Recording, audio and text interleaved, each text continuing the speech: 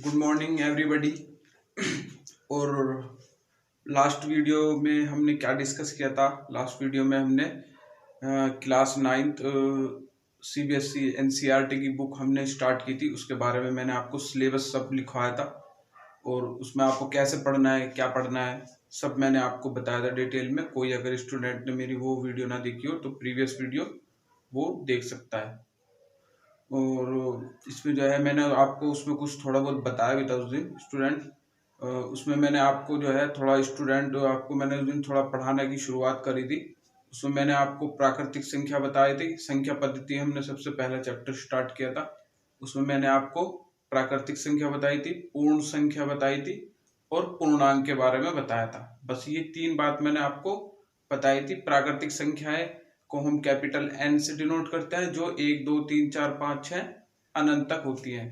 और पूर्ण संख्याएं वो होती हैं यदि हम प्राकृतिक संख्याओं को 1 से स्टार्ट ना करके 0 से स्टार्ट करते, तो 0 1 2 3 4 5 ऐसी ये संख्या आगे तक बढ़ती जाती है, तो ये होती है पूर्ण संख्या। और पूर्णांक वो होते हैं स्टूडेंट जिसमें सारी पूर्ण संख्याएं होती हैं और वे धनात्मक भी और ऋणात्मक भी। वे सब संख्या कैसी कहलाती है? पूर्णांक। जैसे मैंने आप लोगों के सामने उस दिन लिखा था पूर्णांक में, पूर्णांक संख्या ये होती है 0 1 2 3 4 5 डॉट डॉट डॉट इनफाइनाइट, इधर माइनस की होती है। ये सारी संख्या कैसी होती है? पूर्णांक। ये तो धनात्मक संख्या होती है और ये ऋणात्मक संख्या होती है। और मैंने ये बताया था आपको कि 0 ना तो पॉजिटिव होती है, ना तो धनात्मक होती है और ना ही वो ऋणात्मक होती है, ना ही ऋणात्मक होती है और ना ही धनात्मक होती है। तो ये सारी संख्याएं, इन्हें हम पूर्णांक बोलते थे। तो आगे की क्लास में आज हम करने वाले हैं, कुछ आगे का पोर्शन पढ़ने वाले हैं, बड़ा इंटरेस्टिंग है जो आपको हमेशा काम आएगा। ये वाला जो चैप्टर है स्टूडेंट, संख्या पद्धति, आपका क्लास 9th का पहला चैप्टर बहुत ही इंपॉर्टेंट चैप्टर है।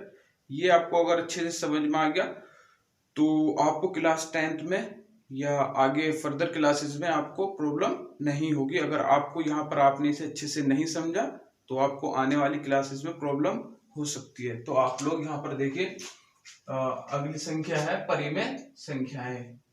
परिमेय संख्याएं देखो क्या होती है। परिमेय संख्याएं, परिमेय संख्याएं, तो परिमेय संख्याओं की क्या डेफिनेशन, परिभाषा हो सकती है? यहां पर आप लिखेंगे वह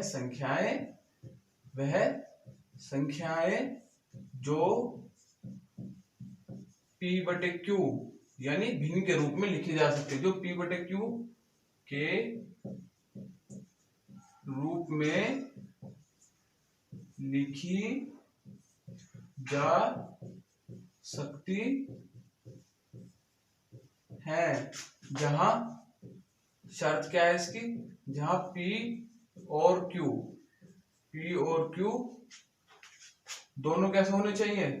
दोनों पूर्णांक हो। P और Q दोनों पूर्णांक में से ही लिए हुए कोई दो नंबर हो, दोनों पूर्णांक हो। और एक कंडीशन और है, और Q बराबर नहीं होना चाहिए किसके? 0 के। ये देखो परिमेय संख्याएं क्या होती हैं, ये आप जो है ध्यान से समझो। परिमेय संख्याएं वो होती है जो P/Q की रूप की होती है, यानी अंश बटे हर की रूप की होती है। ऊपर वाले को अंश बोलते हैं और नीचे वाले को हर बोलते हैं। तो वे परिमेय संख्याएं होती है जिन्हें हम अंश बटे हर के रूप में लिख सकते हैं। और जो अंश और हर दोनों कैसे होने चाहिए? अंश और हर दोनों, अभी जो मैंने पूर्णांक लिखे थे उनमें से ही लिए हुए कोई भी दो नंबर होने चाहिए, वो चाहे धनात्मक हो चाहे वो ऋणात्मक हो। और दूसरी शर्त क्या है इसकी? कि नीचे वाला यानी हर कभी भी 0 नहीं होना चाहिए। नीचे हर 0 नहीं आना चाहिए।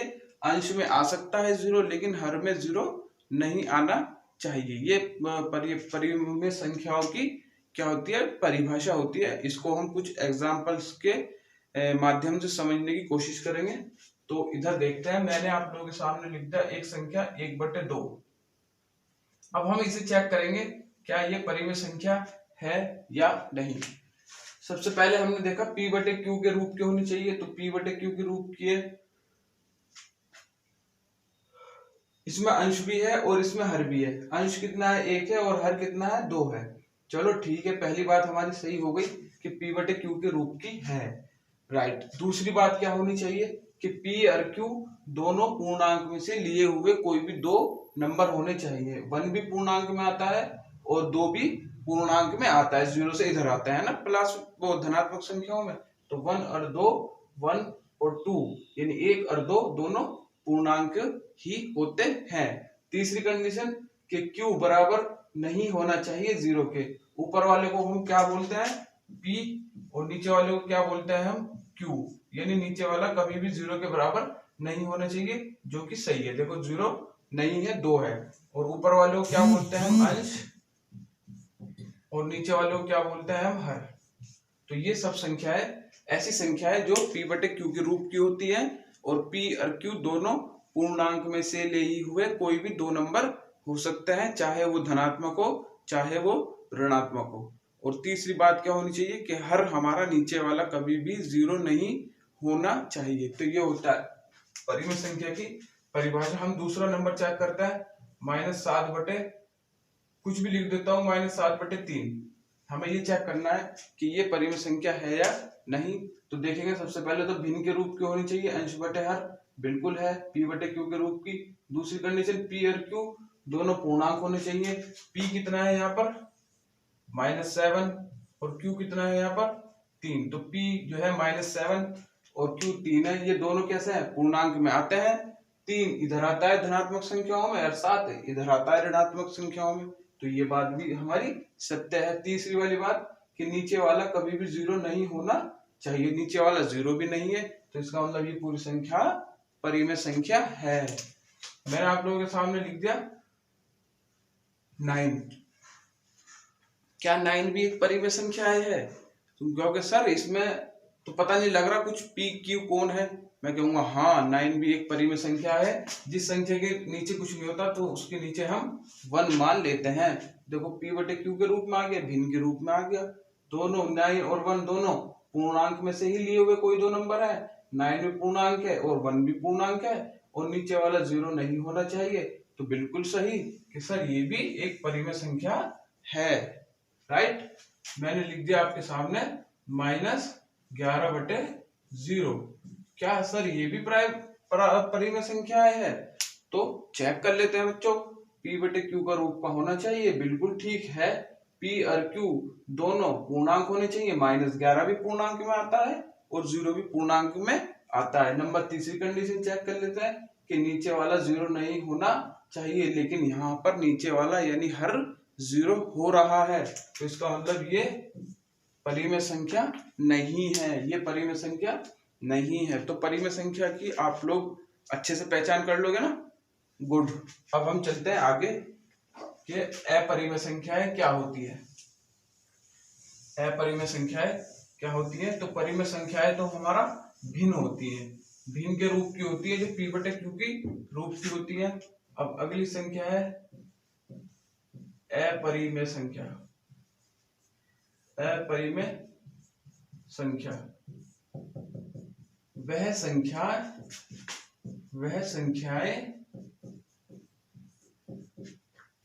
संख्याएं जो P बटे Q के रूप में नहीं लिखी जा सकती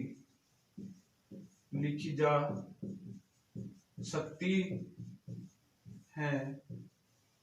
परिमेय संख्याएं, अपरिमेय संख्याएं वह संख्याएं होती हैं जो P बटे Q यानी अंश बटे हर यानी भिन्न के रूप में नहीं लिखी जा सकती, उसको बोलते हैं हम परिमेय अपरिमेय संख्या। जैसे आप लोगों ने पाई की वैल्यू होती है, एक √2 होता है और एक √3 होता है। और ये सारी कैसे होते हैं अपरिमेय होता है, √5, √7, √11। ये सारी कैसी संख्या होती है अपरिमेय संख्या होती है। और इनमें जो है पाई की वैल्यू अगर हम लिखना चाहें तो 3.141, ये तो हम लोग इतनी लेते हैं 3.141 हम पाई की वैल्यू लेते हैं, लेकिन इसकी वैल्यू ये कैसी होती है एग्जैक्टली वैल्यू नहीं होती, ये इसकी अप्रोक्सीमेशन वैल्यू होती है, ऐसे ये चलता रहता है पाई की वैल्यू। तो हम पाई की वैल्यू अपने क्वेश्चंस को सोल्व करने के लिए इतनी लेंगे 3.141, या पाई की वैल्यू हम 22/7 भी ले सकते हैं। ये भी इसकी कैसी वैल्यू होती है, लगभग वैल्यू होती है। अगर हमें कहीं पाई की वैल्यू रखनी होगी तो हम ये रखेंगे या ये रखेंगे, ये सारी नहीं लिखेंगे पूरी की पूरी, क्योंकि ये हम लगभग में लिख देंगे। और √2 की वैल्यू होती है 1.4141, आगे तक ये ऐसी चलती रहती है 3, 5, 6, 2, 3, 0 ऐसी ये चलती रहती है। तो अगर हम कहीं √2 की वैल्यू लेते हैं तो इतनी लेते हैं, सिर्फ 1.414, तो इतनी हम √2 की वैल्यू लगभग में ले लेते हैं। और √3 की वैल्यू होती है 1.7320508007, ऐसी ये भी चलती रहती है। तो √2 की वैल्यू अगर हम कहीं लेते हैं अप्रोक्सीमेशन लगभग इतनी लेते हैं। ऐसी ये भी सारी ऐसी चलती है नंबर, यानी ये नंबर जो है कभी भी खत्म नहीं हो रहे और ये बढ़ते ही जा रहे हैं, और ये दशमलव में भी है और ये बढ़ते ही नंबर ऐसे जा रहे हैं, इनका जो है कभी भी अंत नहीं हो रहा है। ये बहुत दूर तक ऐसे चलते जा रहे हैं, चांद तक ये ऐसे ही जा रहे हैं चलते हुए बहुत दूर तक।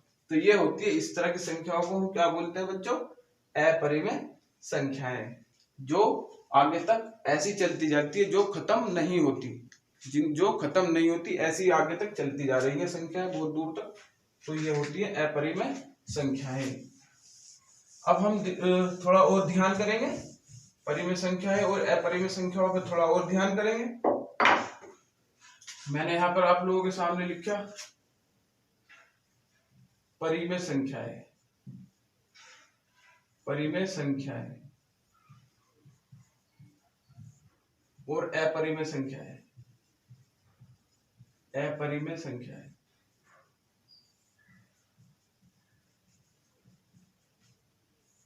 देखो बच्चों, आप लोगों को मैंने बताया है परिमेय संख्याएं P/Q के रूप की होती है, P/Q के रूप की होती है, यानी वो भिन्न के रूप की होती है। कैसी होती है, भिन्न के रूप में। यदि हम उसे भिन्न को किस में बदल दें, दशमलव में, दशमलव प्रसार। यदि हमारे पास एक संख्या है 2/5, ये एक परिमेय संख्या है। यदि हम इसे दशमलव में बदल दें, यानी 5 को 2 से भाग कर दें, तो क्या आएगा, 5 को अगर हम 2 से भाग करें, यदि हम किसी भी परिमेय संख्याओं को यानी भिन्न को दशमलव में बदलें, तो क्या आएगा, हम देखते हैं कि ये दो तरह की संख्याएं आती हैं। कैसी आती हैं, दो तरह की, एक तो आती है शांत और दूसरी आती है अशांत आवर्ती या अनवसानी आवर्ती, अनवसानी आवर्ती। यदि हम किसी भी परिमेय संख्या यानी भिन्न को नीचे वाले से ऊपर वाले को डिवाइड कर दें, भाग कर दें, तो हम देखते हैं ये भाग दो तरह का आता है। किस तरह का आता है, दो तरह का आता है। एक तो शांत आता है, एक आता है अशांत आवर्ती या अनवसानी आवर्ती। अब ये क्या क्या होता है, अब कैसे पता करेंगे सर कि अगर किसी भिन्न को हम नीचे वाले से ऊपर वाले को भाग करेंगे तो कैसे पता करेंगे कि ये वाला है या ये वाला है, तो कैसे पता करेंगे। अब देखो हम कैसे पता करेंगे। जब हम किसी परिमेय संख्या यानी भिन्न को दशमलव में बदलते हैं यानी भाग कर देते हैं हर से अंश को, तो दो तरह के भाग निकल के आते हैं हमारे सामने।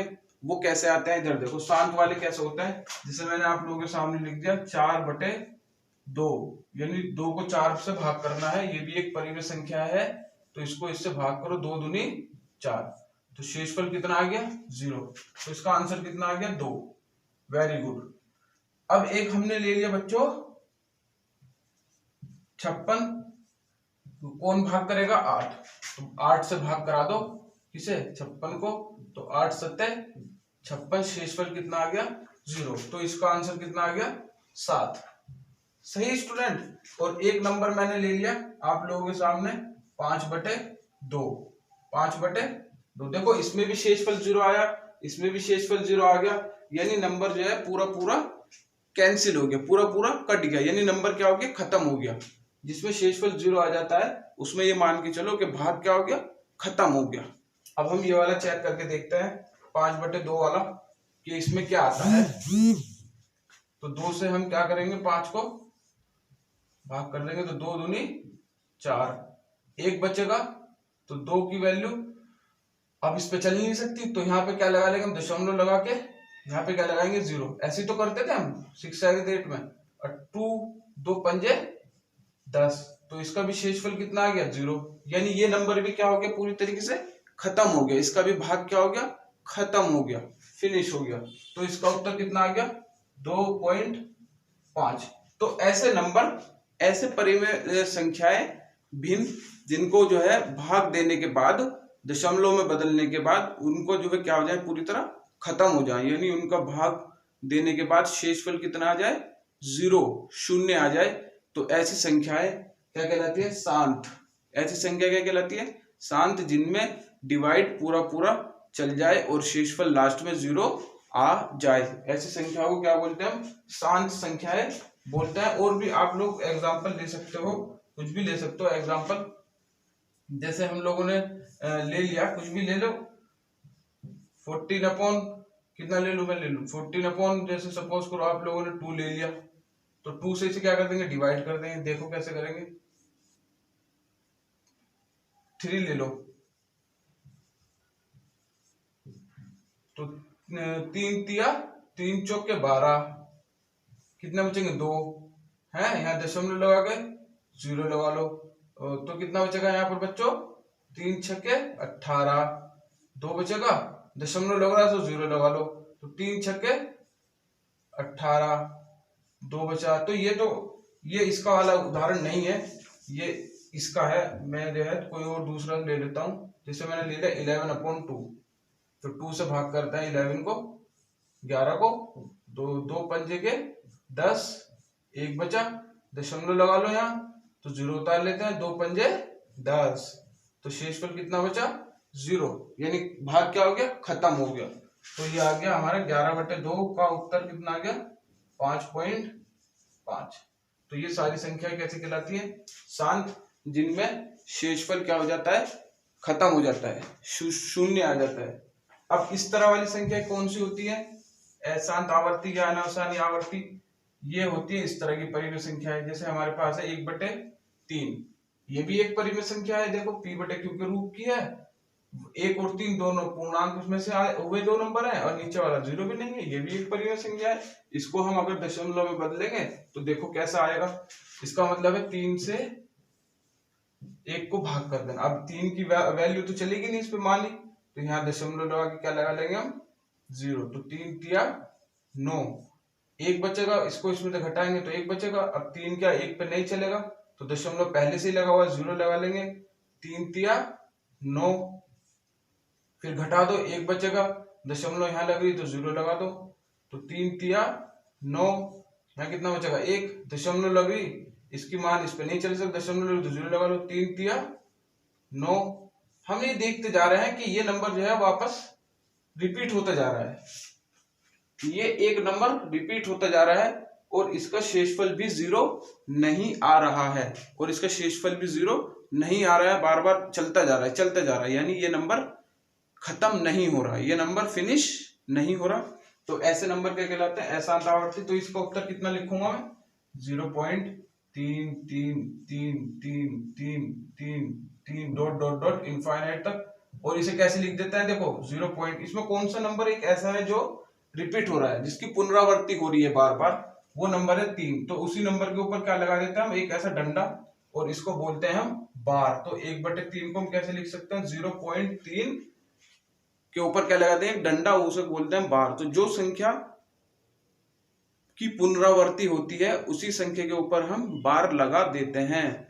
तो ये संख्या कैसे कहलाती है, अशांत आवर्ती या अनवसानी आवर्ती, क्योंकि ये खत्म नहीं होती, इनमें शेषफल 0 भी नहीं आता, और यहाँ जो हमारा भागफल है उसमें संख्याओं की पुनरावृत्ति भी होती रहती है। तो ये आपको याद रखना है कि ये वाली संख्याएं कैसे होती हैं, शांत, और अशांत आवर्ती कैसे होती है। इसका एक उदाहरण और लेते हैं हम, जैसे 4/2, 11 ये भी एक परिमेय संख्या है, भिन्न है, इसे भी हम दशमलव में बदलेंगे तो क्या आएगा देखते हैं।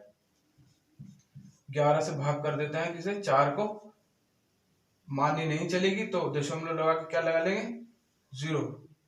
तो 11 की तिया 33, कितना बचेगा इसमें घटा देते हैं हम तो 7 बचेगा, दशमलव लग रही तो 0 लगा लेते हैं। 11 का पहाड़ा 70 पे चलाएंगे तो 11 छिक 66, कितना बचेगा 4 बचेगा।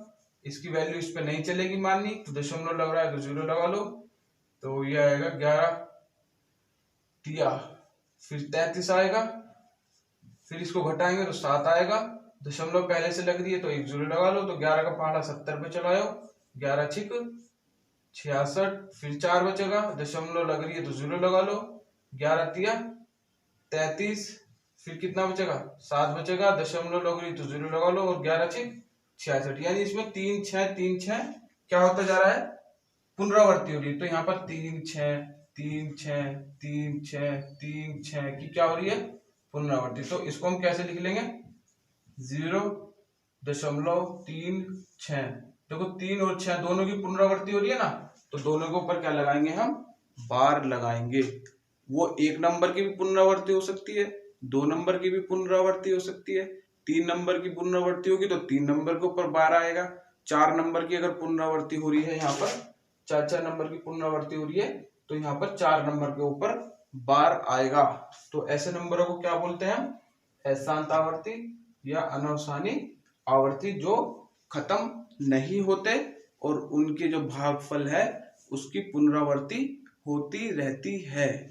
तो ऐसी संख्या होती है ये वाली, और ऐसी संख्याएं होती हैं जो भाग खत्म हो जाता है वो शांत, और जिसमें भाग खत्म भी नहीं होता और भागफल की पुनरावृत्ति भी होती है वो संख्या अशांत आवर्ती या अनवसानी आवर्ती होती है। अब बात आती है अपरिमेय संख्या। अपरिमेय संख्या एक ही तरह की होती है, बस इसमें भाग तो दे नहीं जाता क्योंकि ये भिन्न के रूप की होती नहीं, तो एक ही तरह की होती है। कौन सी होती है, अशांत अनावर्ती, अशांत अनावर्ती या अनवसानी आवर्ती, अनवसानी अनावर्ती, ये होती है हमारी परिमेय संख्या, अशांत आवर्ती और अनवसानी आवर्ती। अशांत आवर्ती का मतलब इनका भाग खत्म भी नहीं होता और इनका जो है भागफल पुनरावृत्ति भी नहीं होती। ये दोनों चीज इसके अंदर होती है कि इसका भागफल जो है खत्म नहीं होता, यानी इसमें शेषफल 0 नहीं आएगा, कभी भी शेषफल 0 नहीं आता, और इसका जो भागफल है उसमें संख्याओं की पुनरावृत्ति भी नहीं होती, संख्याएं ऐसी चलती रहती है उल्टी पुल्टी। तो जैसे पाई है, पाई का मान कितना लिखाया था अभी मैंने आपको, पाई का मान लिखाया था अभी मैंने आपको 1.141592653 ऐसी कहां तक चलता है अनंत तक। ऐसी √2 का मान होता है 1.4142135623 ऐसी कहां तक अनंत तक। ऐसी √3 का मान होता है 1.7320500807 ऐसी कहां तक चलता रहता है अनंत तक। तो ये सारे कैसे कहलाते हैं, अशांत अनावर्ती या अनवसानी आवर्ती, यानी जिसका भागफल जो है जिसका शेषफल 0 भी नहीं आता और उसका भागफल, देखो ये जो नंबर है इनमें किसी भी नंबर की पुनरावृत्ति नहीं होती, किसी भी एक नंबर की खास तरीके से पुनरावृत्ति नहीं होती कि पहले 3 5 फिर 3 5 फिर 3 5 फिर 3 5 ऐसे नहीं होते। ऐसे उल्टे सीधे नंबर आते रहते हैं 1 4 1 5 9 2 6 5 3 5। कोई भी ऐसा नंबर नहीं है जो एक किस सीक्वेंस में कोई एक क्रम में पुनरावृत्ति हो रही है, ऐसी उल्टे सीधे आते हैं इनमें नंबर। तो ये अशांत अनावर्ती और ये हो गया अनवसानी आवर्ती। तो ये था आपकी इसकी जो है मैंने आपको थ्योरी बताई है इसकी काफी अच्छे से, संख्या पद्धति की। पहले प्राकृतिक संख्या बताइए, पूर्ण संख्या बताइए, पूर्णांक बताया है, परिमेय संख्या बताइए, अपरिमेय संख्या बताइए। फिर मैंने आपको ये भी बताया कि परिमेय संख्याएं कितने प्रकार की होती है। फिर मैंने आपको अपरिमेय संख्या बताया ये कितने प्रकार की होती है, इन्हें क्या बोलते हैं, इन्हें क्या बोलते हैं, ये ऐसी क्यों होती है, इन्हें ऐसे क्यों बोलते हैं, और इस वाली संख्याओं को ये ऐसी होती है और ऐसी संख्याओं को हम ऐसा क्यों बोलते हैं, क्या इनका रीजन है, क्या इनका कारण है। तो ये हमने आज सीखा। तो आप लोग जो है मुझे आशा है कि आप लोगों को समझ में आया होगा। आप इसे एक बार देखें, 2 बार देखें, वीडियो को पॉज करें और जो है स्क्रीनशॉट लेकर के इसे आप वापस जो है इसकी स्टडी अच्छे से कर सकते हैं। और अब हम जो है प्रश्नावली के ऊपर चलते हैं। थोड़ा प्रश्नावली है हमारी 1.1 प्रश्नावली हमारी जो है एनसीईआरटी सीबीएसई की जो प्रश्नावली है 1.1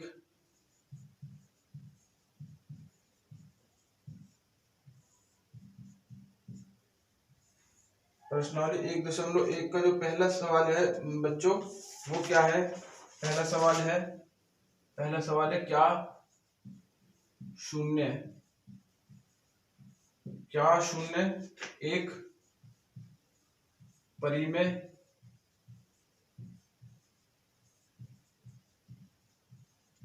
संख्या है, क्या इसे P/Q के रूप में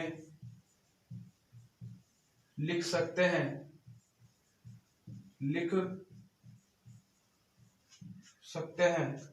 जहां P व Q पूर्णांक है, जहां P व Q क्या है, पूर्णांक है, और Q बराबर नहीं है 0 के। ये क्वेश्चन है पहला आपकी प्रश्नावली 1.1 का। तो इसका हल कैसे निकालेंगे हम। इसमें पूछ रहा है क्या 0 एक परिमेय संख्या है, 0 एक परिमेय संख्या है। तो इसका आंसर होगा हाँ, इतने का तो आंसर हो गया यहाँ। क्या इसे P/Q के रूप में लिख सकते हैं, 0 है मेरे पास, इसे P/Q के रूप में लिख सकते हैं। अभी देखते हैं, चेक करते हैं P/Q। मैंने आपको बताया था यदि किसी संख्या के नीचे कोई संख्या नहीं लिख रही, यदि हर कोई किसी संख्या के नीचे हर नहीं लिख रहा तो वहां पर कितना मानते हैं 1। तो इसको मैंने लिख लिया 1। तो 0/1 क्या P/Q के रूप में लिख सकते हैं, 0 को P/Q के रूप में लिख सकते हैं 0/1। ये भी एक क्या है, परिमेय संख्या है। चेक कर लेते हैं कि ये P/Q के रूप की है, बिल्कुल है। P ऊपर ये रहा, Q ये रहा नीचे, ये P है और ये Q है, और ये कैसा है, अंश है, और ये क्या है, हर है। ये परिमेय संख्या है, P/Q के रूप की पहली कंडीशन। दूसरी कंडीशन कि दोनों P और Q दोनों पूर्णांक होने चाहिए, 0 भी पूर्णांक में आता है और 1 भी पूर्णांक में आता है। दूसरी कंडीशन भी सही है। तीसरी कंडीशन इंपोर्टेंट वाली है कि नीचे वाला 0 नहीं होना चाहिए, हर जो है 0 नहीं होना चाहिए, लेकिन ऊपर वाला 0 हो सकता है, ऊपर वाला 0 हो सकता है लेकिन नीचे वाला 0 नहीं होना चाहिए। यानी हर कभी भी 0 नहीं होना चाहिए। तो यहाँ पर हर 0 है ही नहीं, तो यहाँ पर क्या है, ये कैसी संख्या है, परिमेय संख्या है, और इसे P/Q के रूप में भी हम लिख सकते हैं। तो ठीक है, तो यहाँ पे लिख देंगे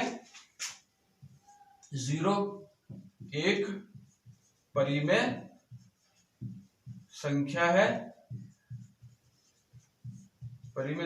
है, और इसे P/Q के रूप में भी लिख सकते हैं,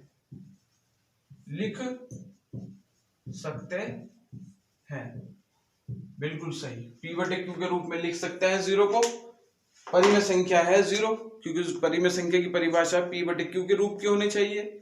P और Q दोनों पूर्णांक में से ही लिए हुए कोई भी 2 नंबर होने चाहिए, और नीचे वाला कभी भी 0 नहीं होना चाहिए, यानी हर कभी भी 0 नहीं होना चाहिए। तो 0 P/Q के रूप की है, P और Q दोनों पूर्णांक में से लिए हुए नंबर है, 0 भी पूर्णांक में आता है, 1 भी पूर्णांक में आता है, और नीचे वाला 0 नहीं होना चाहिए, नीचे वाला 0 है ही नहीं, 1 है। तो इसका मतलब ये एक परिमेय संख्या है, और परिमेय संख्या को हमेशा P/Q के रूप में लिख सकते हैं। तो ये था हमारा प्रश्न नंबर एक प्रश्नावली 1.1 का। अब इसका जो है आगे का करेंगे हम नेक्स्ट वीडियो में बच्चों। आप यहाँ तक जो है अच्छे से तैयार करें, घर पे बैठ के पढ़ाई करें। Thank you student.